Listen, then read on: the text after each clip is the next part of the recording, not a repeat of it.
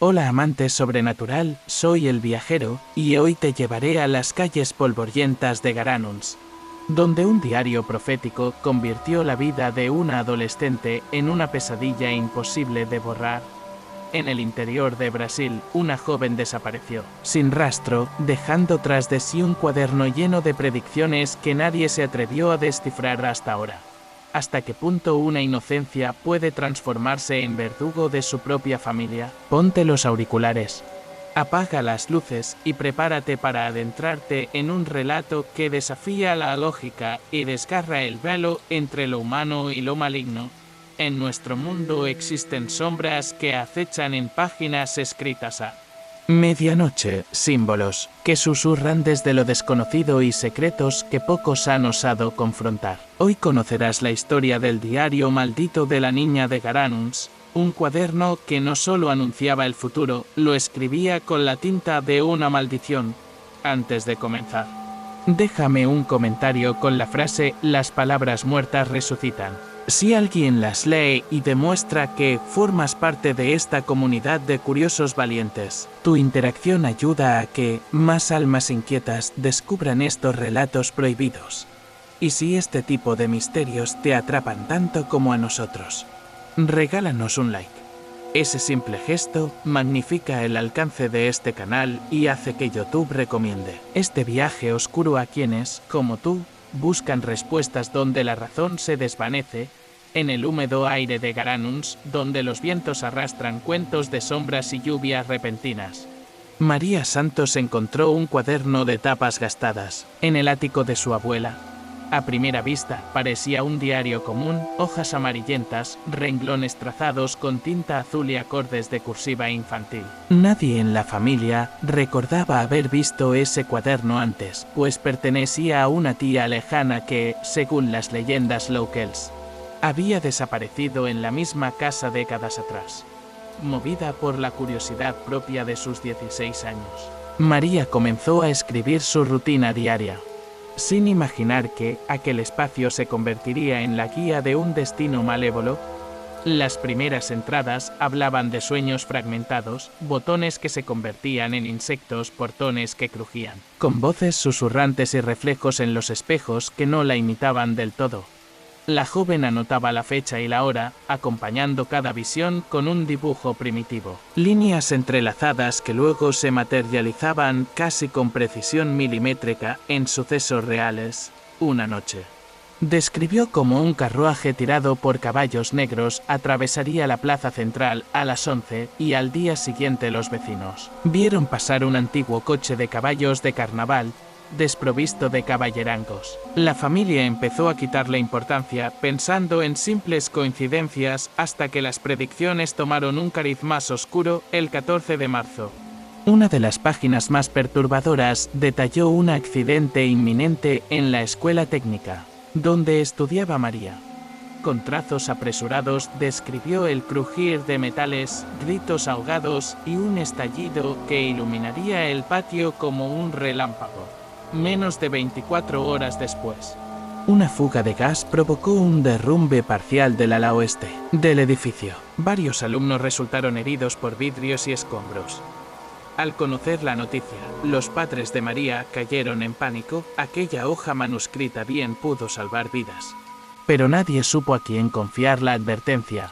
La madre de María, Carmen, decidió revisar cada página antes de que su hija saliera de casa. Cada mañana, entre el aroma a café y pan recién horneado, hojeaba el diario buscando señales, un dibujo de flechas para indicar direcciones, una frase enigmática junto a un número tachado. Al principio lo hacía con escepticismo, pero pronto encontró el registro de un vecino que moriría en un choque de motocicleta. Fueron a persuadirlo de quedarse, pero el hombre rompió en carcajadas. La predicción no parecía más que el fruto de una imaginación lúgubre. Esa misma tarde supieron de su fallecimiento en la ruta de Barron. María, consciente de la tensión que generaba el cuaderno, empezó a caer en un estado de alerta constante. Sus amigas notaron que hablaba menos, que esquivaba espejos y se negaba a salir después del atardecer. Durante los recreos, se sentaba en un rincón, escribiendo sin cesar, como si el diario exigiera más páginas cada día. Su mirada, antes brillante, adquirió un matiz ausente. Le hablaba al cuaderno como si éste respondiera con un murmullo inaudible. Las notas se volvieron más desesperadas, recordatorios para sí misma.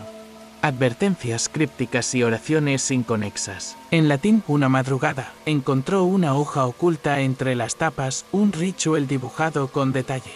Instrucciones para invocar al mensajero y un espacio en blanco con la frase «Aquí escribirás tu fin». La letra era distinta, más firme y tan pulida que parecía mecanografiada. Aterrada, María documentó cada paso del ritual, velas negras alineadas, símbolos de estrellas quebradas y susurros para recitar en un idioma que desconocía, asustada por su propia escritura. Decidió que no continuaría. Sin embargo, el diario pareció obligarla. Al amanecer, el ritual terminaba con la palabra hecho, señalada con un punto grueso. La familia halló la habitación de María en silencio absoluto. El diario yacía abierto junto a la ventana, cuyas rejas traicioneras apenas dejaban entrar la luz. En el suelo, un zapato escolar solitario y un rastro de huellas que se perdían en el patio trasero. La joven había desaparecido. Sobre el escritorio, la última página contenía un dibujo, María de espaldas, caminando hacia un sendero flanqueado por árboles torcidos que formaban un arco. Debajo, una línea apenas legible. Salgo a contarte la verdad. A la mañana siguiente hallaron el diario bajo la ceiba del jardín, empapado de rocío, abierto en la página final. El dibujo de los árboles parecía cobrar vida al contorno de las ramas húmedas. Quienes se acercaron para recogerlo sintieron un escalofrío y un susurro como respuesta. ¿Ahora me acompañas? Ninguna página más fue escrita. Las hojas quedaron intactas, salvo por un círculo rojo alrededor de la frase que había anunciado su huida. Desde entonces, casas vecinas cuentan que, al pasar junto a la ceiba, escuchan el roce de páginas volteándose con un viento que no sopla. Algunos afirman haber visto la silueta de María entre la bruma matutina, con el cuaderno temblando en sus manos. El diario maldito, guardado en una caja de madera, aún aguarda la próxima predicción.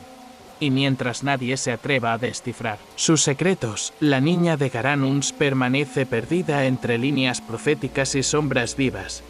El diario maldito no descansó bajo la ceiba mucho tiempo. Apenas un puñado de horas tras la desaparición de María Santos. La caja de madera que lo contenía crujió con un gemido seco y las hojas empezaron a voltearse por sí solas. Alguien pasó junto al árbol y sintió en el aire un leve tintineo, como de páginas buscando un lector.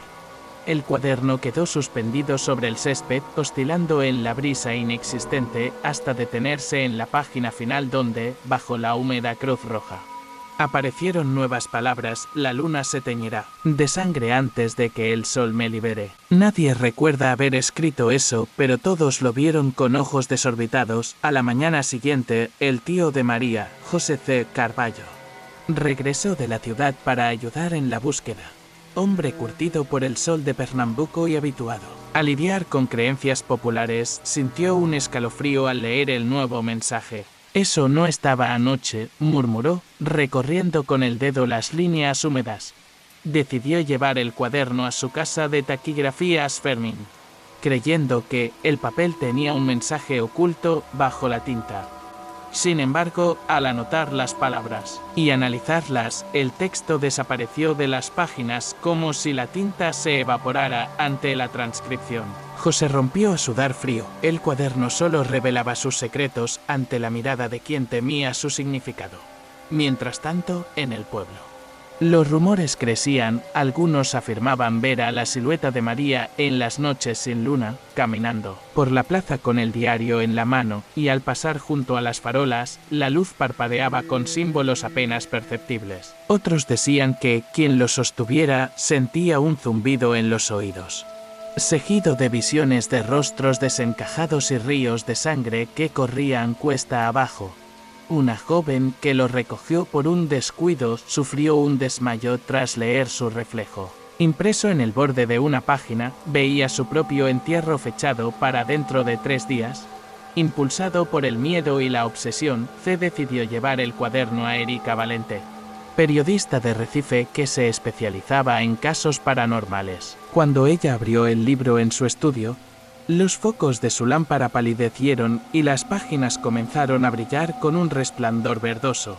A punto de grabar con su cámara, las palabras escritas formaron un patrón en espiral, fechas, coordenadas, de Garanuns y el nombre de cada una de las víctimas potenciales. Erika quiso fotografiarlo, pero al acercar el teléfono, la pantalla se distorsionó con interferencias y captó solo un murmullo que repetía 26 de octubre una y otra vez. El experto en grafología que Erika consultó halló que, más allá de la letra infantil, existían superposiciones de trazos casi imperceptibles, capas de escritura que se transparentaban unas sobre otras, como si el diario estuviera conformado por varias voluntades. Un perfil psíquico emergió de esos trazos. La mente de María se entremezclaba con otra presencia, más aguda, más fría.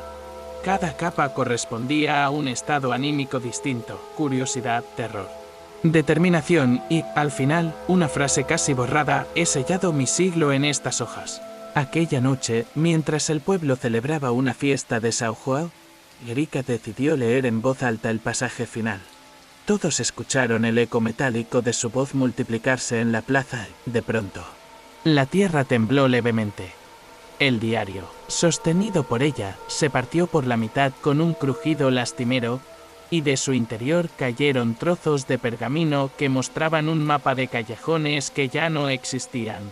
Un laberinto subterráneo bajo la ciudad. Entre las grietas aparecieron inscripciones en tupil-guaraní que hablaban de un pacto ancestral para proteger Garanuns de un mal oscuro. Mientras tanto, en algún lugar más allá de lo visible, María percibía el susurro de su propio diario. Desde su encierro etéreo, caminaba por corredores de tinta y márgenes interminables, escuchando la voz que le hablaba con el tono de su madre y el tic-tac de un reloj detenido. Sabía que, si alguien hallaba el mapa roto, la ruta hacia su prisión prodigiosa se revelaría y el mal prometido se desataría. Con cada paso, las hojas vibraban y escribían nuevas palabras en su presencia: encuéntrame antes de la medianoche y lleva tu alma al lugar donde todo comenzó. En los días siguientes, el diario maldito reapareció en manos de un guardia municipal, luego en la mesa de un comerciante y finalmente flotando sobre la cuenca del río Ipanema. Cada vez que cambiaba de poseedor, el cuaderno añadía un fragmento de la predicción que involucraba a toda la comunidad: inundaciones provocadas por lluvias fuera de temporada, desapariciones de animales domésticos y una sombra que se cerniría sobre el puente central al filo de la medianoche, cuando alguien intentó arrancar una página. Las palabras se retorcían en la hoja y la tinta brotaba en gotas de aliento helado. El tiempo corre contra los habitantes de Garanuns. La fecha escrita en el margen de cada nueva predicción está cerca, y solo el que descifre el mapa subterráneo podrá desvelar la verdad oculta tras el diario. Hoy, mientras el cuaderno permanece custodiado en el museo local bajo 5 candados, su voz sigue susurrando entre los pasillos vacíos: salva mi nombre, rompe el ciclo, libera mi sombra. Apenas una hora después de que el diario maldito fuera recluido tras los 5 candados del museo local, Erika Valente y José C. Carballo se reunieron en la penumbra del viejo depósito anexo. Con el mapa fragmentado por trozos de pergamino extendidos sobre una mesa de madera carcomida, examinaron con linternas y lupas cada callejón, cada intersección y cada tramo de túnel marcado en tinta desvaída. El amuleto de cuero colgaba del cuello de C., regalo de su abuelo, que le hablaba de antiguos espíritus tupil-guaraníes guardianes de la tierra. Aquella noche era su única protección ante lo desconocido. Erika repasó la inscripción central, escrita en tupil-guaraní, Huereroaitapita y Vidreizo, que, según el diccionario antiguo, significaba donde el origen susurra. La muerte aguarda. Con esas palabras retumbando en sus cabezas, decidieron que, antes del amanecer, bajarían a la cripta olvidada bajo la iglesia de Santo Antonio, cuyos cimientos, según leyendas, se habían construido sobre antiguos corrales de ganado y cámaras de almacenaje colonial. Si el diario indicaba bien las coordenadas, esa cripta ocultaría la llave para rescatar a María, o la condenaría para siempre. Llegaron ante la fachada neoclásica apenas iluminada por faroles exteriores. El portón de hierro forjado, cubierto de óxido y enredaderas, se abrió con un forcejeo de chirridos agudos. Los muros interiores conservaban frescos desdibujados por la humedad, ángeles exánimes y santos cuyas miradas se habían desprendido junto al tiempo. En el suelo, un mosaico de mármol presentaba un símbolo circular que coincidía con uno de los sellos dibujados en el diario. Se apoyó la mano temblorosa sobre el mosaico al presionar el centro. Sintió como cedía una losa oculta. Un golpe resonó al deslizarse la piedra, revelando una escalera de caracol estrecha y empedrada. El aire que subía olía a podredumbre antigua y tierra revuelta. Erika alumbró el descenso. Los escalones se prolongaban más allá de lo imaginable, como si la cripta estuviera hundida en el corazón de la colina. Cada paso retumbaba en la roca viva hasta que el vano de la escalera desembocó en un pasillo de aproximadamente 2 metros de ancho, abovedado y forrado con ladrillos gastados.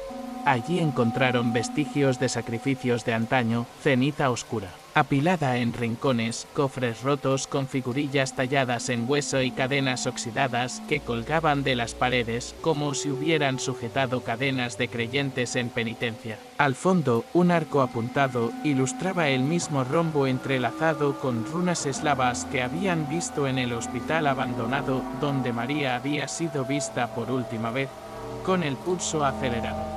Erika repasó la nota del diario que advertía: las bocas de piedra guardan el latido de tu nombre. Frente al arco, 3 bocas de piedra emergían del muro, una de mujer, otra de anciano y otra de niño, todas con los labios levemente entreabiertos. Bajo cada boca, grabados en la madera de la pared, aparecían palabras en portugués antiguo: confesar, olvidar y perdonar. Debe ser una prueba, murmuró C.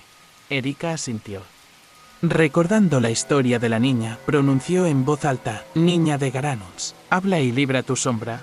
Desde la boca de piedra femenina surgió un susurro ahogado, como un eco en cámara lenta: María, yo. Los labios de piedra temblaron y una grieta menguada se abrió bajo la inscripción confesar. Con la linterna, Erika vio un pergamino incrustado en la rendija cubierto de texto manuscrito apenas legible: confesiones de pecados de generaciones pasadas, rituales prohibidos y el destino de la niña. Al desplazar el pergamino, la boca se cerró y el pasillo vibró con un zumbido monótono. En el aire, una voz quebrada murmuró: tu secreto es llave, tu memoria, prisión, con cuidado. Erika extrajo el pergamino y lo deslizó dentro de una funda de tela. C se acercó entonces a la primera boca para activar la segunda prueba. Apoyó la palma sobre los labios pétreos de la boca de anciano y recitó, con voz entrecortada: olvidar los nombres que duelen, romper las cadenas del pasado. Un crujido sepulcral sacudió la bóveda.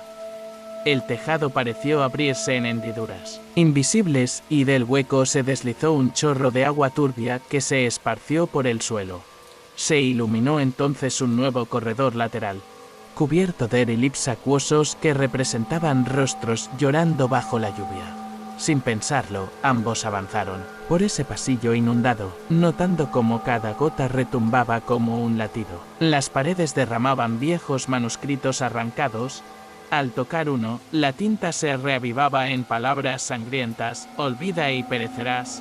De pronto, tras un giro brusco, llegaron a un cruce donde una tercera boca aguardaba la de un niño, con expresión de angustia eterna. Erika se acercó y, entre dientes, murmuró: perdonar a quienes llenaron este lugar de dolor. La boca infantil exhaló un soplo helado y, al mismo tiempo, el suelo bajo sus pies cedió y la galería se inclinó. Cayeron ambos sobre una rampa de piedra resbaladiza, derramándose en un espacio ovalado, más ancho y bajo que el pasillo inicial.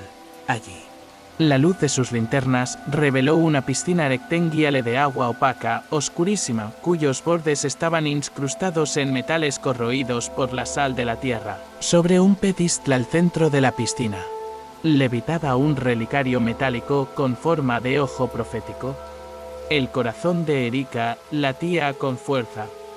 Aquella piscina no solo era la entrada a la parte más profunda del laberinto, sino también el umbral, donde el diario había escrito «Aquí escribirás tu fin». Con manos temblorosas, sostuvo el pergamino de confesiones y se lo mostró al relicario. Las aguas respondieron al contacto de la tinta. Surgió una columna de neblina densa que formó la silueta de la niña, María, etérea.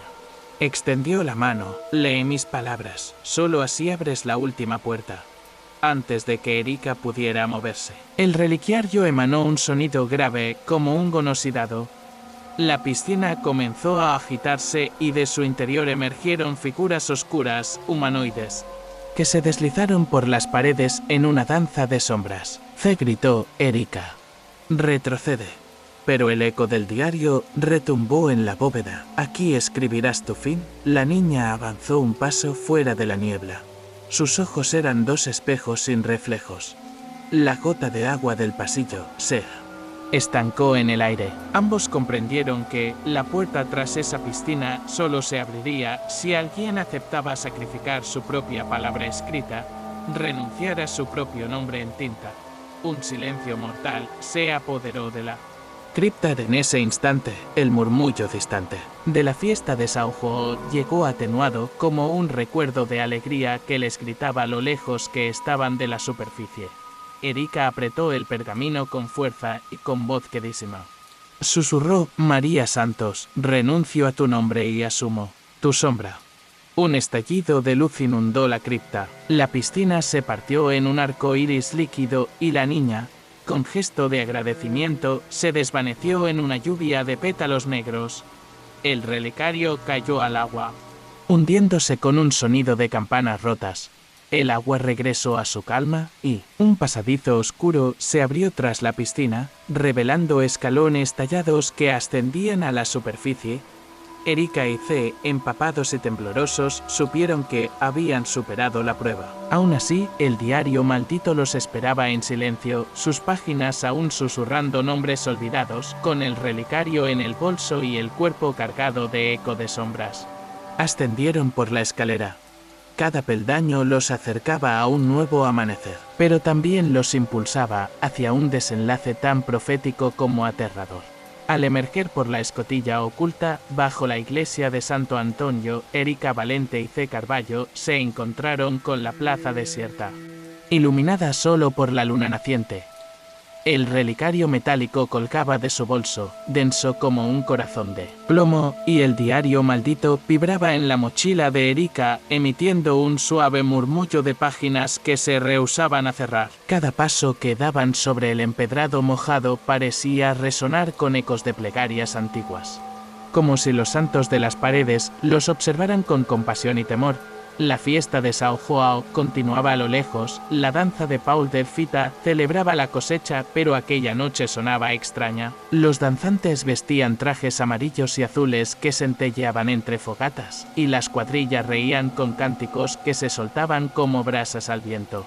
Sin embargo, cada antorcha proyectaba sombras alargadas que no coincidían con movimientos humanos, y el ritmo del zabumba retumbaba con una frecuencia que Erika identificó al instante: 9 hercios, la firma de la corrupción etérea que habían combatido bajo tierra. Erika se detuvo. El diario tembló en sus manos y al abrirlo casi por reflejo, vio que la página final mostraba una anotación inédita: «Cruza el puente roto cuando la luna sangre reluzca en la grieta». Bajo esa frase apareció un dibujo primitivo del puente central de Garanuns, partido en dos, con un arco derruido y el río Ipanema fluyendo rojo. Sacó la lámpara de su mochila y tanteó las calles empinadas. Guiándose por el leve fulgor del relicario que ahora desprendía un reflejo carmesí, avanzaron entre casetas de kermesse donde los adornos de papel colorido pendían con aire marchito. Al pasar junto a una urna de prensas de dulces de rapadura, Notaron que las tabletas, recién endulzadas, rezumaban un líquido oscuro en los bordes. Se frunció el ceño. Eso no es melaza. Erika asintió con la mirada fija en las fichas, que marcaban la casilla 26 de octubre, la fecha que el diario había repetido en su susurro. Un bullicio detrás de ellos les hizo girar. 3 niños corrían con linternas, sus risas dejando una estela de susurros. Kirs, decidieron no exponerse. Atajaron por callejones laterales donde las antiguas fachadas coloniales mostraban balcones carcomidos y rejas de hierro retorcidas. La luna, alta en el cielo, revelaba nubes teñidas de rojo como si el eclipse profético estuviese a punto de empezar. Erika sintió el aliento helado del diario rozar su nuca y, al mirar la cubierta, halló grabado un símbolo nuevo, un ojo celeste rodeado de llamas. Al apoyarlo contra la palma, el relicario vibró y proyectó un haz diminuto que señaló el camino al otro extremo de la plaza. Allí estaba el puente. Sus vigas de madera estaban partidas a la mitad y hundidas en el agua turbia. El cauce del río aún brillaba con restos de la fiesta cerca de la orilla. Pero notaron manchas carmesíes flotando entre los troncos. El murmullo del diario se transformó en un pedido urgente. Sigue el cauce hasta la roca partida. Erika encendió la luz del relicario para leer el dibujo, una roca fracturada por una hendidura vertical, rodeada de juncos marchitos. Se respiró hondo. Ese promontorio está a unos 300 metros río abajo. Si seguimos la corriente, con cautela, cruzaron las tablas astilladas, sintiendo bajo sus pies el crujido del pasado. Cada paso se reflejaba en el agua, donde su propia sombra parecía retorcerse en tentáculos de tinta. Al pisar la mitad del puente, el sonido de suelos huecos emergió desde abajo, un coro de voces crujientes que recitaban Encuéntrame antes de la medianoche. El relicario se tornó opaco y la lámpara de Erika reveló una fisura en una de las vigas. Dentro, una estrecha galería de drenaje que invitaba a internarse sin luz natural. Se dudó un instante, recordando las advertencias del diario, pero Erika ya había deslizado su mano por la rendija. Sintió un polvo fino cubriéndole los dedos como ceniza húmeda. Al introducir la lámpara portátil y encenderla, el túnel se iluminó con inscripciones grabadas en portugués antiguo y tupil-guaraní. La niña aguarda en la roca partida, donde el río carminado nace. Cada palabra estaba salpicada por un relieve de manos infantiles presionando la piedra. El aire subterráneo olía a raíces podridas y promesas selladas. Sin más opción, descendieron por el conducto, inclinándose entre salientes puntiagudos. El murmullo del río se acrecentó hasta convertirse en un rugido sordo, prometiendo una cámara inundada al final del pasillo. Erika sintió el peso de las páginas en su mochila. El diario profético latía con la urgencia de quien halla su destino alcanzable. Se le lanzó una mirada decidida. Estamos demasiado cerca para dar marcha atrás. Con esa certeza, ambos se adentraron en la penumbra, sabiendo que el próximo paso les revelaría si salvarían a María o si las profecías del cuaderno se consumirían con su propia alma. La linterna de Erika tembló al iluminar una caverna de piedra lisa, empapada por el goteo constante del río subterráneo. Las tablillas del diario vibraban en su mochila como si presintieran el contacto cercano con el manantial profético. Se avanzó primero, tanteando el suelo fangoso. Cada paso hundía sus botas en un barro rojizo que olía a hierro y algas muertas. El murmullo del agua retornaba en un eco monófono, recitando las palabras fragmentadas que el diario había profetizado. Cuando la luna sangre, la sal del dolor. Las paredes estaban marcadas por surcos tallados con una caligrafía temblorosa, oraciones en latín, invocaciones en tupil-guaraní y listas de nombres tachados con tinta y óxido. Erika leyó en voz baja una inscripción: aquí la muerte espera a quien no sabe perdonar, seguida de un dibujo esquemático de manos alzadas y un río teñido de rojo. A la derecha del relieve, la roca misma estaba rajada de arriba abajo, dejando entrever una fisura vertical apenas lo bastante ancha para vislumbrar un ojo de obsidiana en su interior. el relicario colgó del bolso de Erika como un péndulo agitado por un viento interior. Al acercarse, el ojo metálico se iluminó con un brillo carmesí, proyectando sobre la pared opuesta sombras vivas que se retorcían en la forma de rostros infantiles. Del interior de la fisura emergió un susurro dulce y ajado. «Ven, tráeme tu nombre». Empuñó su amuleto de cuero y repelió la cercanía. «No te acerques sin leer primero el diario», advirtió. Erika sacó el cuaderno y cuidadosamente giró a la página final, donde aún quedaba un espacio en blanco bajo la frase «Aquí escribirás tu fin». El borde del folio crujió con un rocío de tinta negra que se esparció por la hoja como líquenes nocturnos. Con voz queda, comenzó a leer en alto: «Quien rompa mi encierro en la sangre del río deberá ofrecer su propia palabra». La frase se detuvo al desvanecerse entre ecos. La cámara se estremeció y el gélido resplandor del relicario trazó un camino de luz hasta la fisura. De pronto, el río brotó hacia arriba con fuerza sobrenatural, salpicando gotas carmesíes que chispearon al tocar las rocas. En medio de la corriente ascendió la figura etérea de María Santos. Su vestido ondeaba como algas y sus ojos eran pozos negros donde no se reflejaba nada. Extendió la mano hacia Erika. Susurrando con eco de plegaria infantil, escribe: «Mi nombre, libérame». El corazón de Erika golpeó en su garganta. Junto a ella, se sintió un compás de latidos ajenos, como si la caverna respirara.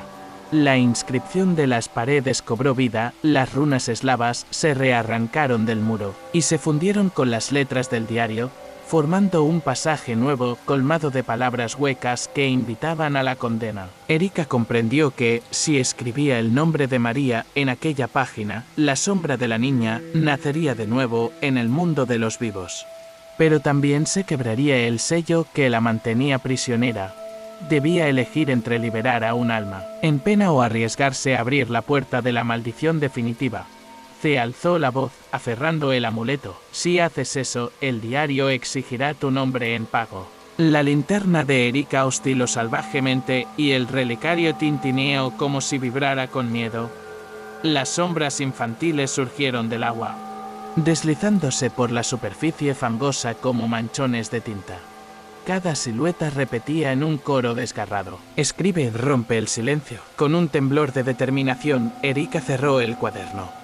Selló la página final con el relicario sobre la cruz carmesí y pronunció un juramento al río: «Mi voz no será la llave». Al instante, un estruendo subterráneo retumbó como un tambor de guerra. La fisura se contrajo, exhalando una neblina turbadora que atrapó las sombras en su interior. La figura de María se desvaneció en un último susurro: «Gracias. Mi voz descansará». El agua descendió con violencia y el eco se aplacó. Solo el goteo persistía y el relicario resplandecía en la mano de Erika con un fulgor azul que palideció al instante, convirtiéndose en una pieza inerte. Se ayudó a Erika a levantarse. El barro de la caverna se agrietaba bajo la presión del silencio. Del muro cayó una última losa de arcilla, revelando unas escaleras labradas en piedra. Allí, tallada, una frase en portugués antiguo: «Quien no clame su nombre hallará la salida». Erika miró hacia y asintió. Juntos, ascendieron los peldaños, conscientes de que habían cerrado un ciclo. El diario maldito había dejado de crecer con nuevas profecías, y la voz de María, por fin, guardaba reposo. No obstante, el relicario y el cuaderno, sellados en su mente, esperaban el próximo amanecer para confirmar si el santuario subterráneo seguiría intacto, o si el mal volvería a fluir con la sangre de otra voz. «Cuando quieras. Dime si continuamos con el siguiente bloque». Al pisar los últimos peldaños de piedra en Sestrel, Erika y C emergieron en un camerino olvidado tras los muros de la iglesia. La luz del amanecer se filtraba por una ranura estrecha en el techo, proyectando un haz plateado que caía sobre el suelo cubierto de ceniza oscura.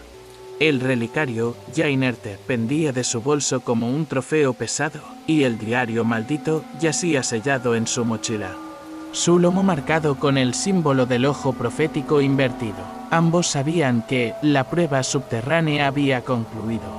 pero el peso de sus decisiones aún vibraba en sus mentes como un eco imposible de apagar. Retrocedieron lentamente hacia el pórtico principal de Santo Antonio, donde los primeros feligreses comenzaban a congregarse para la misa matutina.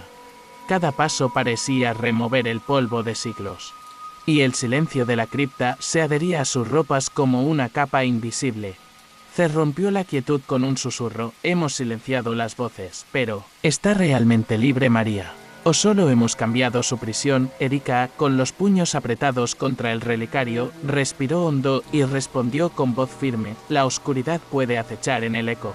Pero la promesa de no escribir nunca fue un conjuro más fuerte que el diario. Decidieron reunirse con el párroco local, el padre Manuel, el único que conocía el mapa tupí guaraní y las leyendas heredadas de los antiguos pobladores de la región. En el interior de la sacristía, las velas encendidas liberaban un aroma mezclado de cera y salitre.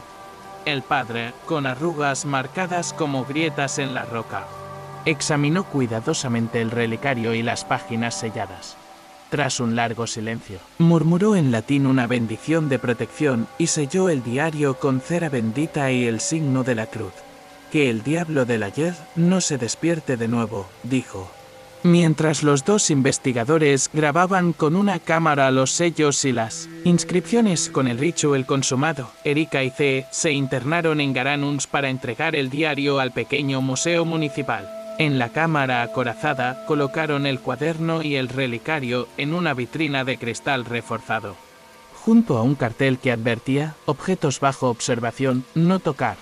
Al cerrar la pesada puerta de acero, un leve susurro pareció filtrarse por las rendijas, un gracias casi inaudible, como el aliento de una niña que, por fin, duerme. Ambos intercambiaron una mirada y comprendieron que, aunque María estuviera liberada de su propio tormento, el diario conservaba una chispa de vida dormida. Esa noche, Erika sintió un golpeteo en la ventana de su apartamento. Al asomarse, no vio a nadie, pero el aire se tornó frío y la línea del horizonte se dibujó como un pergamino en el cielo. En su escritorio, el diario sellado temblaba bajo la luz de la lámpara. Se acercó con cautela, vio que la cruz carmesí apenas brillaba y que, en las puntas, unas finas fisuras recorrían la tapa. Fue entonces cuando un fragmento de papel se deslizó entre las hojas y hizo caer una página al suelo, con temblor. En la voz, Erika la recogió. Era un único renglón escrito con la caligrafía infantil de María, que rezaba: esta no es mi última palabra. Al día siguiente, C. recibió una llamada anónima. Una voz susurró coordenadas que la antiquísima iglesia San Pedro, a las afueras del pueblo. Hay algo más bajo sus criptas, dijo, antes de colgar. Escuchó un coro de voces infantiles recitando simultáneamente: el juicio no ha terminado. El guardián municipal que custodiaba el museo llamó también para avisar que la vitrina había parecido desfallecer bajo un golpe de luz interior. El diario se mostraba íntegro, pero las huellas de dedos hechos de polvo negro marcaban la parte inferior del vidrio. Aquella misma tarde, Erika y C. decidieron volver al subsuelo de San Pedro, equipados con linternas de alta potencia y los sellos bendecidos en bolsitas de tela.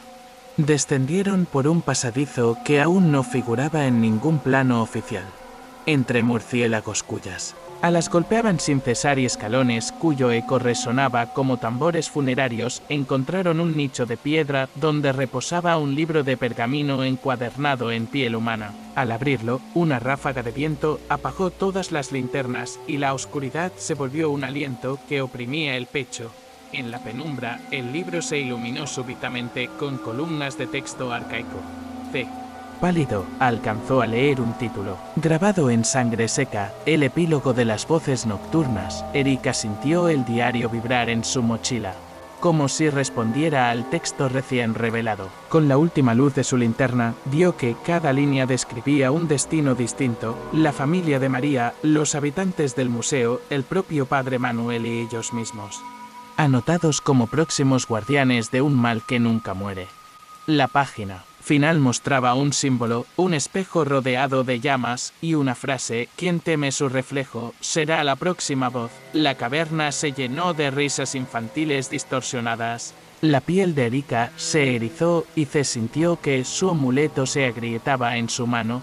Supieron en ese instante que el juicio final de las voces no se libraba con sellos ni con ceremonias, solo enfrentando el espejo de su propio miedo podrían silenciar la última llamada. Erika alzó el diario con voz firme.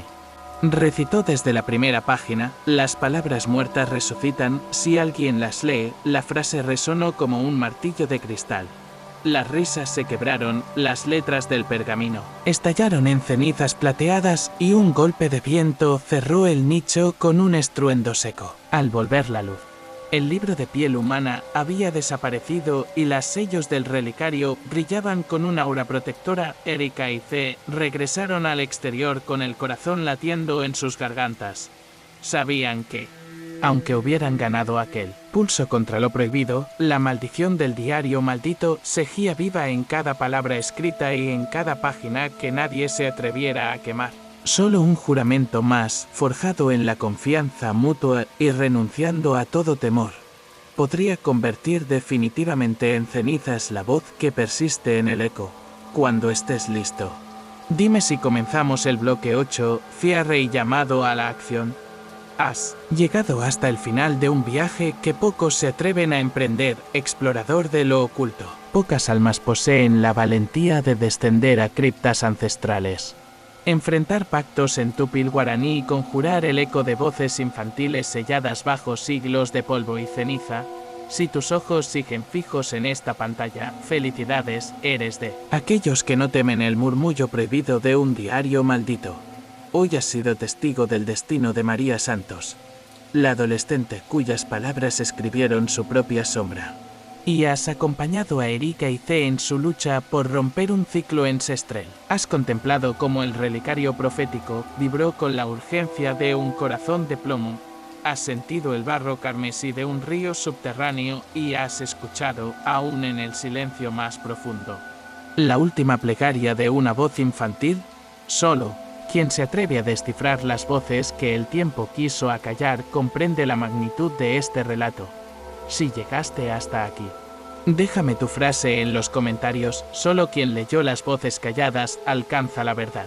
Con este mensaje, no solo demuestras que compartes el valor de nuestra comunidad, sino que también ayudas al algoritmo a traer más buscadores de enigmas hasta este canal. Cada comentario cuenta como un conjuro digital que fortalece nuestro sendero hacia lo desconocido. Si este relato te erizó la piel, regálanos un like. Ese simple gesto impulsa la recomendación de este video a otros espíritus curiosos que aguardan en la penumbra. Piensa en tu clic como un sello protector, una señal de que las historias oscuras merecen seguir vivas y encontrarse con quienes dejan que el misterio los envuelva. Antes de despedirme, te invito a suscribirte y activar la campana de notificaciones. Convertirte en suscriptor es sellar un pacto con cada nuevo relato. Recibirás cada aviso de nuestros próximos viajes a los rincones más recónditos del miedo. Aquí no encontrarás cuentos triviales. Cada historia es un puente hacia mundos que retan a la razón y despiertan la imaginación. Comparte este video con aquellos amigos que guardan libros de leyendas, que exploran ruinas olvidadas o que sienten un cosquilleo al escuchar un susurro en la noche. Compartir es propagar la advertencia de que tras cada página puede acechar una maldición, y que solo la curiosidad valiente desvela la verdad oculta bajo el silencio. Gracias por acompañarnos en este descenso a la cripta de Garanuns. Tu presencia aquí es prueba de que el miedo no aleja, sino que atrae a quienes buscan comprender los misterios de la mente y del corazón. Hasta la próxima inmersión en lo desconocido. Pon tus auriculares, apaga las luces y prepárate otra vez para escuchar aquello que el tiempo intentó enterrar.